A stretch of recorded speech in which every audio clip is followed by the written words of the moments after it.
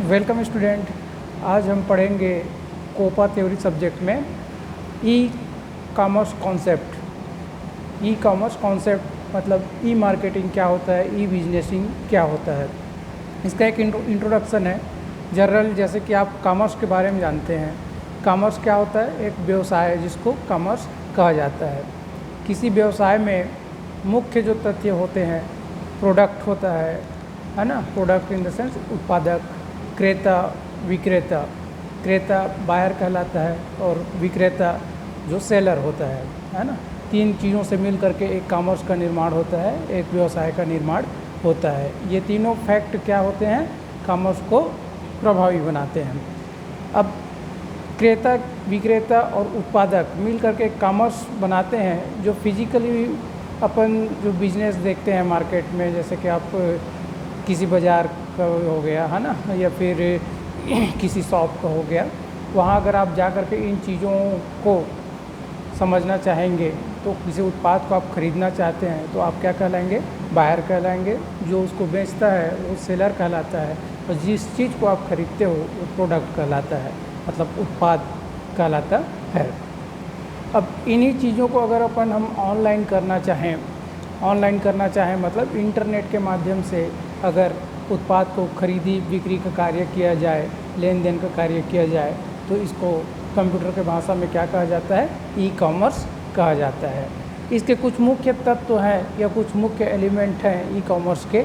जैसे कि अगर आप देखेंगे वस्तुओं का इलेक्ट्रॉनिक व्यापार भी ई कॉमर्स ही है। ई कॉमर्स के माध्यम से जो व्यापार स्थापित होता है उसको जनरली एक कॉन्फ़िगरेशन में हम समझ सकते हैं। जैसे कि ऑनलाइन कोई उत्पाद अगर आप खरीदने जाते हैं तो ऑनलाइन उत्पाद खरीदने और ऑफलाइन उत्पाद खरीदने में अंतर क्या होता है?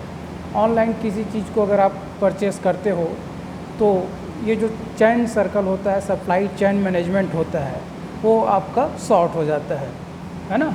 जैसे कि आप बाज़ार में जाते हैं, बाज़ार में कोई प्रोडक्ट खरीदते हैं, किसी सेलर के पास से कोई उत्पाद खरीदते हैं, तो उस उत्पाद को उस सेलर के पास से आप तक, बायर तक आने में जो समय लगता है या जो चैन मैनेजमेंट लगता है या जो सर्कल लगता है वो बड़ा लंबा होता है ना। पहले कोई होलसेलर होगा, कोई डिस्ट्रीब्यूटर होगा, रिटेलर होगा। तो जनरली जब आप ऑनलाइन इन चीज़ों को ख़रीदने जाते हैं या ऑनलाइन इन चीज़ों को आप अगर घर में उपलब्ध करना चाहते हैं अपने, तो ये शॉर्ट हो जाता है। पैटर्न क्या होता है? शॉर्ट हो जाता है। ये डायरेक्ट जो प्रोड्यूसर है, जो उत्पादक है, जो उत्पाद बनाता है, वहाँ से आपके घर तक जो सप्लाई है, ये चैन मैनेजमेंट बीच में क्या हो जाता है? शॉर्ट हो जाता है। तो इससे क्या होता है? वस्तु का लागत जो है, जो भी उसका मूल्य होगा है ना, उसका जनरली एक शॉर्ट टर्म में आने के बाद आपके पास उसका एक उचित मूल्य में वो प्राप्त हो जाता है। तो इस प्रकार के जो चैन मैनेजमेंट है, इस चैन मैनेजमेंट को हम अलग सी क्लास में समझेंगे। पहले तो ई कॉमर्स क्या होता है या ई कॉमर्स किन तथ्यों से मिलकर बना है। जैसे कि व्यापार संबंधी समस्त जो समावेश होते हैं, जैसे ऑनलाइन मार्केटिंग, ऑर्डरिंग, भुगतान और डिलीवरी की सहायता, है ना।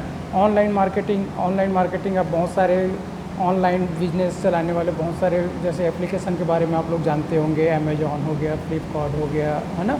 तो इनसे आप ऑनलाइन क्या करते हो? कोई भी प्रोडक्ट परचेस करते हो। तो यही चीज़ें अगर आप मार्केट में जा कर के ऑफलाइन ख़रीदते हैं तो ये एक व्यवसाय कहलाता है। जबकि इनको अगर आप ऑनलाइन किसी इंटरनेट के माध्यम से परचेस करना चाहते हैं तो ये एक ई कॉमर्स कहलाता है ना। इंटरनेट व कंप्यूटर नेटवर्क के माध्यम से क्रय विक्रय होने का भी आभास जैसे होता है, तो उसको आप ई कॉमर्स के कॉन्सेप्ट में ले सकते हैं। ई कॉमर्स और ई कॉम मतलब ई कॉमर्स का शॉर्ट फॉर्म ई कॉम भी कहा जाता है। इलेक्ट्रॉनिक कॉमर्स जिसको बोला जा सकता है, ठीक है।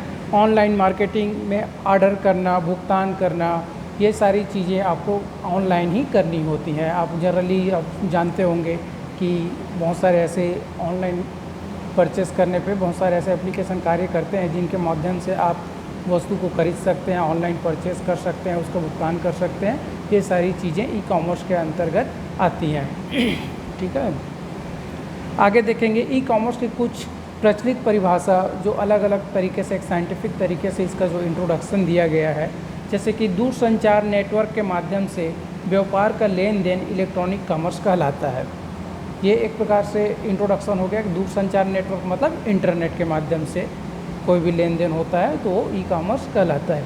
इलेक्ट्रॉनिक कॉमर्स इंटरनेट सहित कंप्यूटर नेटवर्क के माध्यम से उत्पाद, सेवाओं और सूचना की खरीद और बिक्री का वर्णन करता है।